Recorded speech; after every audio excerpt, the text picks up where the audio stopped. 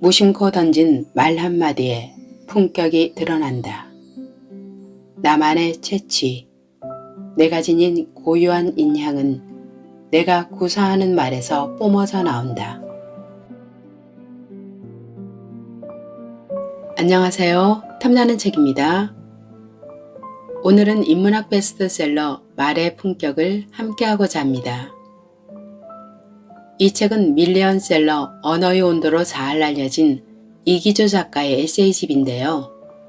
말과 사랑과 품격에 대한 생각들을 담고 있는 누구나 한 번쯤 읽으면 좋을 교양도서라고 생각됩니다.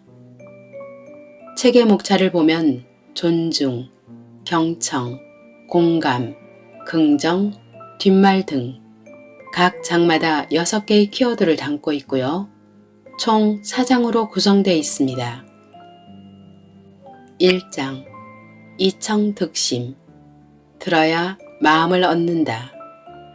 삶의 지혜는 종종 듣는 데서 비롯되고 삶의 후회는 대개 말하는 데서 비롯된다.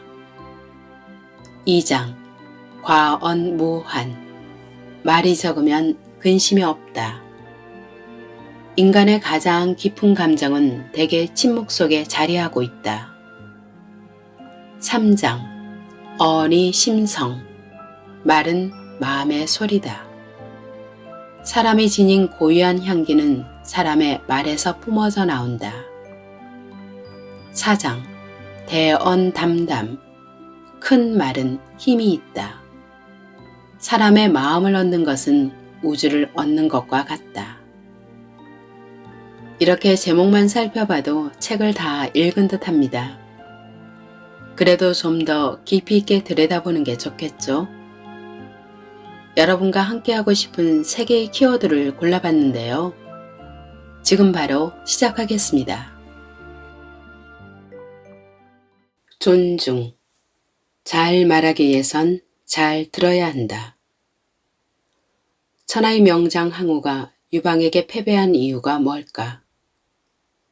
혹자들은 인덕이 부족해서라고 입을 모은다. 항우가 재주와 힘은 유방보다 뛰어났지만 우호적인 인적 네트워크가 부족해서 천하를 얻지 못했다는 것이다. 그럴듯한 분석이다. 위세와 사나움만을 앞세우는 맹장은 사람을 잠시 끌어올 수는 있으나 제품으로 사람을 끌어들일 수는 없다. 힘으로 상대의 몸을 짓누를 수는 있지만 상대의 마음속에 들어앉을 수는 없다. 항우가 대업을 이뤄내지 못한 이유도 여기 있을지 모른다. 오늘날에도 우근이 많은 사람은 그렇지 않은 사람보다 조직과 공동체 생활에서 유리한 고지를 점한다. 주변에 든든한 원군이 있으므로 한치 앞을 내다볼 수 없는 천하 대란이 소용돌이에서도 갈등의 한복판에서 겉돌거나 헤매는 법이 없다. 삼국지연의에서 천하 덕장으로 묘사된 유비 역시 그러한 유형으로 볼 수 있다. 덕장이 있는 곳에 사람이 몰리는 법이다. 유비는 자신의 덕을 깃발 삼아 훌륭한 인재를 불러들였고 그들의 의견에 귀를 기울였다. 제갈량을 초빙하는 과정에서는 3번이나 찾아가 고개를 굽히며 도움을 청했다. 겸손과 굽힘과 협업을 통해 난제를 해결한 유비의 새는 눈덩이처럼 불어났다. 유비의 진정한 무기는 칼이 아니라 덕이었다. 21세기 버전 덕장을 꼽으라면 누가 있을까? 상당수가 버락 오바마 전 미국 대통령을 꼽는데 주저하지 않을 것이다. 정치 전문가들은 오바마 특유의 포용력과 친화력을 그가 지닌 가장 큰 장점으로 꼽는다. 오바마 리더십의 요체가 무엇인지, 그리고 그 리더십이 어떻게 국민적 지지를 얻었는지 이해할 수 있는 일화가 있다. 오바마가 이민개혁법 통과를 촉구하는 연설을 하던 때였다. 단상 뒤편에 이민자 400여 명이 연설을 듣기 위해 기립해 있었다. 오바마 대통령이 막 연설을 시작하려는데 동양인 청년 한 명이 뛰쳐나와 날카로운 구호를 내던졌다. 이민자 추방 중단, 중단. 청년의 목소리는 다급했지만 가볍지는 않았다. 오랫동안 마음에서 품어낸 말을 겨우 부화시켜 밖으로 꺼내놓는 듯했다. 청년의 예리한 구호가 대통령 연설의 한가운데를 갈라놓았다. 급기야 건장한 경호원이 청년을 끌어내기 위해 다가갔다. 경호원이 손을 좌우로 내저으며 청년의 입을 틀어막으려고 했다. 그러나 청년은 말을 삼키지 않았다. 목구멍에서 들끓는 문장을 밖으로 끄집어냈다. 그의 목소리가 재차 허공을 갈랐다. 정부는 추방을 멈춰라, 멈춰라. 청년과 경호원 사이에 다소 험악한 분위기가 조성됐다. 이때 오바마가 청년을 가리키며 말했다. 괜찮아요. 청년을 여기에 그냥 있게 해줍시다. 나는 저 청년이 자신의 가족을 생각하는 마음을 존중합니다. 오바마가 말을 이어갔다. 다만 이민정책처럼 복잡한 사안을 해결하기 위해서는 설득과 설명, 그리고 서로의 이해가 필요합니다. 민주주의를 위해서는 급할수록 돌아가야 한다고 생각해요. 때로는 멀리 돌아가는 길이 바른 길입니다. 당신의 생각이 궁금해요. 얘기하고자 하는 바가 뭔가요? 말해보세요. 오바마의 품격 있는 대처는 언론에서 화제가 됐다. 한 신문은 상대의 의견에 동의하지 않더라도 상대의 발언권을 존중하는 태도야말로 오바마가 지닌 리더십의 원천이다 라고 보도했다. 오바마의 연설 장면이 눈앞에 어른거릴 무렵이었다. 나는 밤늦게 홍대 근처 정류장에서 버스를 기다리며 대중연설에서 오바마가 들려주는 바리톤 음성과 단번에 청중의 감성을 뒤흔드는 그의 엄품을 떠올리고 있었다. 바로 옆에서 어느 부녀가 주고받는 대화가 내 귀로 날아들었다. 초등학교에 갓 입학했을 법한 꼬마가 송아지처럼 눈을 껌뻑껌뻑하며 아빠에게 물었다. 아빠, 학교에서 배운 단어가 있는데 뜻을 잘 모르겠어. 존중이 뭐야? 그리고 진심이라는 낱말의 의미가 뭐야? 40대 후반쯤 돼 보이는 남자는 곧장 답하지 않고 약간 뜸을 들였다. 머릿속에서 사전적 의미 너머에 있는 단어의 본질을 끄집어내 밀가루 반죽처럼 주물러서 그것을 딸 앞에 펼쳐주기 위해 고민하는 듯했다. 남자는 슬며시 고개를 들어 밤하늘을 올려다보았다. 별은 한 개도 보이지 않았지만 아버지의 설명을 듣기 위해 귀와 마음을 활짝 연 아이의 눈동자가 어둠 속에서 별처럼 반짝였다. 아이와 눈을 맞춘 남자가 입을 열었다. 그러니까 존중은 상대방을 향해 귀를 열어놓는 거야. 그리고 진심은 말이지 핑계를 대지 않는 거란다. 핑계를. 옛말에 이청득심이라 했다. 귀를 기울이면 사람의 마음을 얻을 수 있다는 뜻이다. 독일의 철학자 게오르크 헤겔은 마음의 문을 여는 손잡이는 바깥쪽이 아닌 안쪽에 있다고 말하지 않았던가.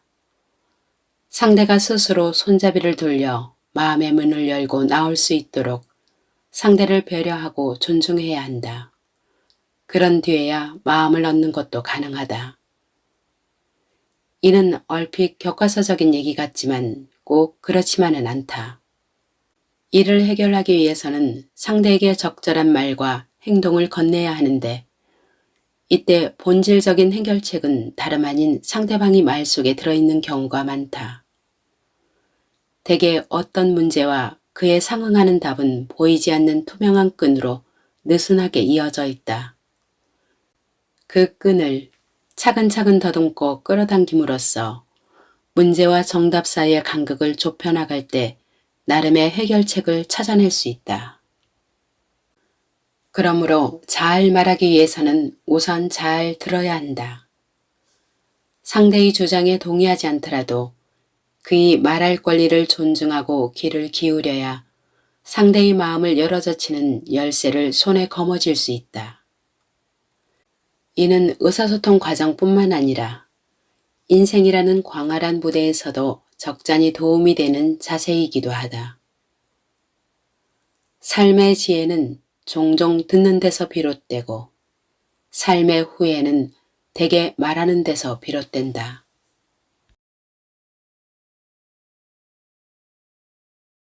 둔감. 천천히 반응해야 속도를 따라잡는다.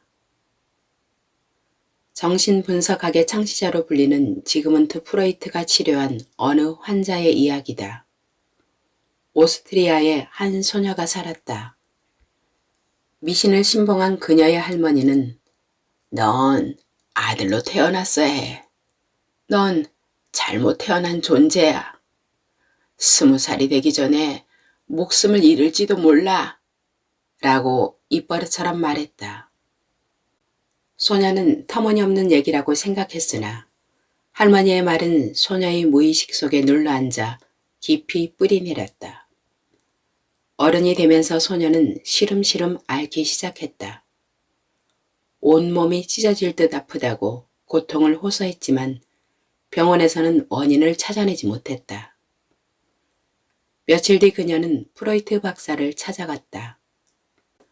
소녀의 육신이 아닌 정신을 한참 동안 들여다본 프로이트가 말했다. 의료진의 판단이 옳다면 당신의 몸 상태는 지극히 정상입니다. 단지 어릴 적 당신의 마음을 휘감은 할머니의 부정적인 말과 표현 때문에 그렇게 느끼고 생각하게 된 겁니다. 타인이 지은 말의 감옥에 갇혀선 안 됩니다. 이제 그곳을 벗어나세요. 예나 지금이나 동서고금을 막론하고 칼에 베인 상처는 바로 아물지만 말에 베인 상처는 평생 아물지 않는다는 말은 진리에 가깝다. 숨막히는 세상이다.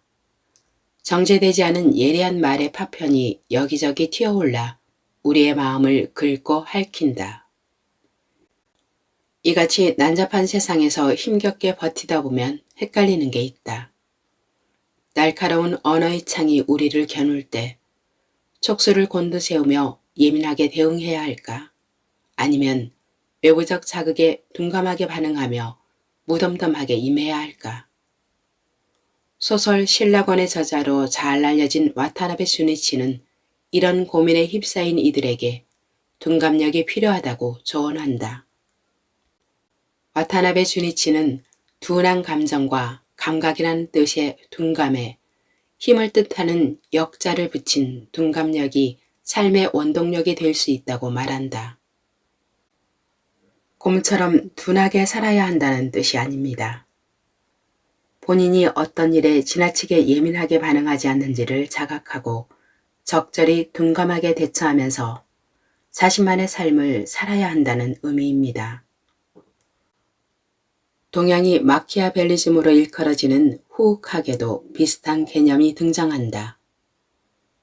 청나라 말 사상가 이종호는 동명의 책에서 난세를 평정한 영웅호걸의 특징은 후와 흑으로 집약된다고 했다. 여기서 후는 얼굴이 남보다 두터워 감정을 쉽게 들키지 않음을 뜻한다. 흑은 글자 그대로 검은 것이다. 그냥 검은 게 아니라 타인이 마음을 간파할 수 없을 정도로 깊고 새까맣다는 의미다. 일부에선 후흑을 뻔뻔함 정도로 해석하기도 하지만 최근 이를 연구한 학자들은 무디고 둔한 감정이 지닌 힘 혹은 예민하게 반응하지 않으면서 큰 일을 도모할 수 있는 역량으로 풀이한다. 와타나베 주니치의 조언과 결을 같이 하는 대목이다. 둔감력은 좌절감을 극복하는 마음의 근력 또는 힘을 의미하는 회복 탄력성 같은 단어와 어감이 묘하게 겹쳐진다. 타인의 말에 쉽게 낙담하지 않고 가벼운 질책에 좌절하지 않으며 자신이 고수하는 신념과 철학을 바탕으로 말하고 행동하는 힘. 그렇게 삶을 바라보는 세계관이 바로 둔감력이다. 장자 달생편을 보면 목계, 그러니까 나무 달게 얽힌 이야기가 나온다. 닭싸움에 심취한 왕이 닭 조련사에게 명령을 하달했다. 세상에서 가장 용맹한 닭을 조련시켜 내게 보여주게. 몇 달 뒤 조련사는 한가롭게 마당을 노니는 닭을 바라보며 말했다. 이 닭이 폐하께서 찾던 천하무적 닭입니다. 왕은 몇 번씩 눈을 씻고 닭을 바라봤다. 조련사가 가리킨 닭은 겉모습이 형편없었다.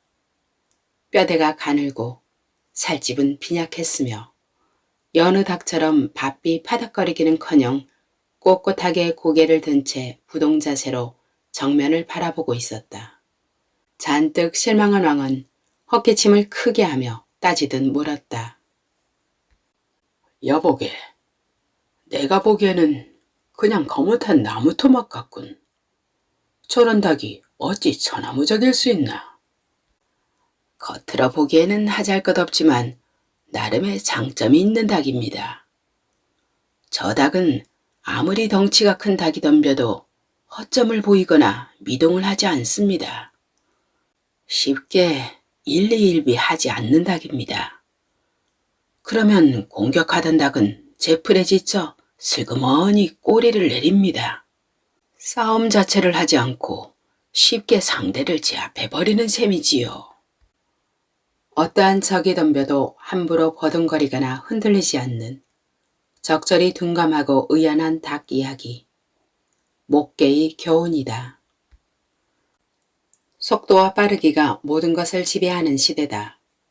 말도 예외는 아니다. 상대의 말에 즉각적으로 반응하는 언어적 순발력을 경쟁사회에서 살아남기 위한 필수 능력으로 간주하는 이들이 많다. 그러나 난 적절한 의연함을 유지하면서 남보다 유연하게 말하는 목계 같은 사람과 대화를 나눌 때 오히려 더 큰 즐거움을 느낀다. 상대를 먼저 공격하지 않고 편안하게 해주는 사람의 말은 물을 닮았다. 천천히 흐르면서 메마른 대화에 습기를 공급하고 뜨거운 감정을 식혀준다. 언행과 행실에 수기가 깃들었다고나 할까? 그런 언어는 내 귀로 쉽게 흘러들어오고 그런 행동은 내 망막에 또렷하게 새겨진다. 무협 영화를 보면 고수는 소리 없이 강하지만 하수는 소란스럽다. 하수는 적을 발견하는 순간 주저없이 칼을 내두른다. 예민하게 반응하지만 애매하게 진격한다. 그러면서 전략을 쉽게 노출하고 늘 싸움에서 패배한다. 무릇 칼은 칼집에 있을 때 위험이 있다. 무작정 꺼내들면 칼의 위력은 줄어든다. 칼이 크기와 날카로움이 뻔히 드러나는 탓이다. 아마 말도 그러할 것이다. 적절한 둔감력을 바탕으로 유연하게 휘두를 때 말의 품격은 더해지며 언력은 배가 된다. 세상은 우리에게 그리 호의적이지 않지만 삶은 매번 계속되어야 한다. 일상으로 돌아가려면 사소한 일로 마음이 틀어진 이들과 다시 말을 섞고 몸을 부대끼려면 우린 늘 무언가를 다시 시작하지 않으면 안 된다. 나를 제외한 모든 것이 정신없이 바삐 돌아가는 요즘이다. 하지만 그 속도를 따라잡기 위해서 계속 달릴 수만은 없다. 어쩌면 어떤 순간에는 나만의 속도로 천천히 반응해야 하는지 모른다. 좋은 의미의 둔감력이 절실히 필요한 시대에 우리는 살고 있다.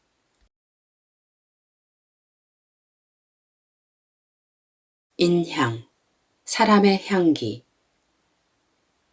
평소 카페에서 백색 소음과 커피를 연료 삼아 글을 쓰는 편이다. 원고를 쓰다 보면 본의 아니게 노트북 너머에서 벌어지는 자질구레한 상황을 관찰하게 된다. 직원과 고객이 주고받는 말이 귓속으로 들이닥칠 때도 있다. 몇 해 전 여름이었다. 사무실 근처에 있는 아담한 카페를 찾았다. 40대 초반쯤 돼 보이는 남자가 직원에게 커피를 주문했다. 직원은 친절하게 응대했다. 고객님, 차가운 커피로 드릴까요? 뜨거운 커피로 드릴까요? 남자의 반응은 상식적이지 않았다. 아니, 비문명적이었다. 남자가 토해낸 명사와 동사, 거기에 달라붙어 있는 조사와 어미에는 타인을 향한 적의와 공격 본능이 빽빽하게 새겨져 있었다. 이 사람아, 당연히 아이스 커피지. 당신 같으면 이 더운 날 땀 뻘뻘 흘리면서 징글맞게 뜨거운 커피 마시겠어? 확 그냥. 남자가 쏟아낸 자웅과 모험은 우연히 탄생한 게 아닌 듯 했다. 남자의 몸과 정신 속에서 오랫동안 서로 치고받으며 갇혀 지내다가 입술이 열리는 틈을 타 감옥을 탈출한 죄수들처럼 느껴졌다. 남자의 말은 일종의 갑언이다. 손님은 왕이기 때문에 갑으로 군림해도 된다는 그릇된 인식이 잔뜩 묻어나는 폭언에 가까운 지저분한 언어. 직원의 얼굴이 순식간에 일그러졌다.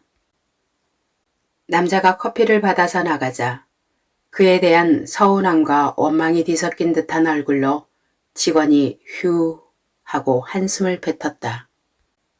한숨은 깊고도 길었다. 카페를 가득 채울 듯한 한숨 소리와 함께 직원의 마음 한구석이 아래로 푹 꺼져내리는 듯했다. 괜히 나까지 덩달아 한숨이 나왔다. 감정을 추스리지 못했는지 직원의 시선이 여전히 허공에 떠 있었다. 나는 들키지 않게 직원의 얼굴을 힐끔 곁눈질하면서 혼자 엉뚱한 상상을 떠올렸다. 사내가 만약 프랑스의 한 카페에서 커피를 주문한다면 한 잔 값으로 얼마를 치러야 할까? 1만 원 이상을 내야 한다. 커피 한 잔 치고는 지나치게 비싼 가격인데 그럴 만한 이유가 있다. 그 카페에서는 예의 없는 고객에게 돈을 더 받기 때문이다. 다음은 카페에 걸려있는 메뉴판을 우리말로 옮긴 것이다. 커피 7유로. 커피 주세요. 4.2유로. 안녕하세요. 커피 한 잔 주세요. 1.4유로. 조금 매정하기는 하지만 기발한 가격표가 아닌가. 고객이 커피를 주문할 때 구사하는 말의 품격에 따라 음료의 가격을 차등 적용하는 것이다. 이덕무, 박제가와 함께 조선 후기를 대표하는 문인 성대중이 당대의 풍속을 엮은 잡록집입 청성잡기에 이런 글귀가 나온다. 내부 족자 기사번, 신무주자 기사황. 내면의 수양이 부족한 자는 말이 번잡하며 마음에 주관이 없는 자는 말이 거칠다는 의미로 이해할 수 있다. 말과 글에는 사람의 됨됨이가 서려 있다. 무심코 던진 말 한마디에 사람의 품성이 드러난다. 말은 품성이다. 품성이 말하고 품성이 듣는 것이다. 격과 수준을 의미하는 한자 품의 구조를 뜯어보면 흥미롭다. 입구가 세 개 모여 이루어졌음을 알 수 있다. 말이 쌓이고 쌓여 한 사람의 품성이 된다는 뜻이다. 사람의 채취, 사람이 지닌 고유한 인향은 분명 그 사람이 구사하는 말에서 뿜어져 나온다. 언어처럼 극단을 오가는 것도 드물다. 내 말은 누군가에게 꽃이 될 수도 있으나 반대로 창이 될 수도 있다. 말 한마디로 천냥빚을 갚기는커녕 손해를 입지 않으려면 더러운 말이 마음에서 떠올라 들끓을 때 입을 닫아야 한다. 말을 죽일지 살릴지 신중하게 결정해야 한다. 말은 한 사람의 입에서 나오지만 1000사람의 귀로 들어간다. 그리고 끝내 만 사람의 입으로 옮겨진다.